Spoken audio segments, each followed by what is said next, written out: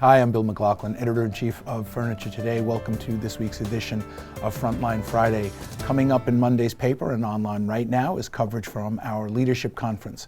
We had a number of speakers addressing some of the key issues that retailers are dealing with. Chief among those is rapidly changing technology, including 3D product design, augmented and virtual reality, and addressing the ability and the need to deliver a seamless experience between the website and the retail store. So please tune in to FurnitureToday.com for all of that coverage, or check out your edition of Furniture Today, available on Monday, unless you're a digital subscriber, in which case you could get it on Saturday and get a jump on the competition. So we're going to go around the table now and talk about some of the things that are going on in the business this week, other than our leadership conference. Tom, what's going on in your world this week? Well, Bill, one subject that did really not come up at the leadership conference was tariffs, but it is back in the news again because on this Sunday, we're expecting to hear a decision regarding 15% tariffs on approximately $160 billion worth of goods.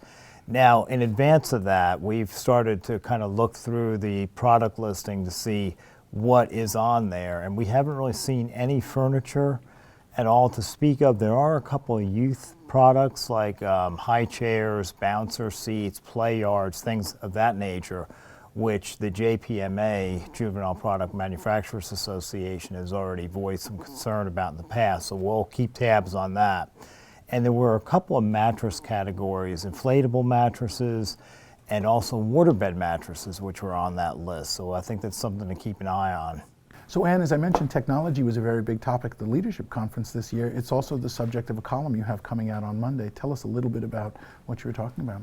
Well, it seems like recently, throughout the past year, I've been writing a lot about 3D, augmented and virtual reality. So I compared the number of stores that we wrote this year compared to, say, 2015, 2016, and it's more than doubled.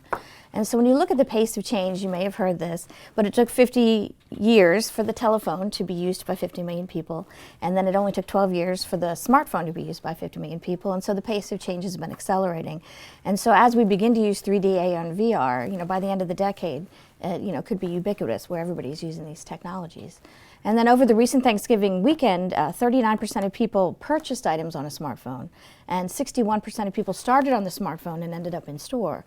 So even if the people are ultimately purchasing in store, having those 3D, having the best visual representation of your product is going to be important as more and more people are starting online. And I know we've been saying this for a long time, but I think it's coming to home now.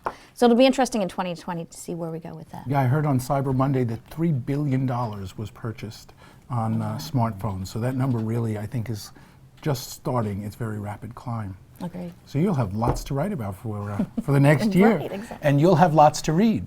So till next week, I'm Bill McLaughlin with Furniture Today, wishing you good business.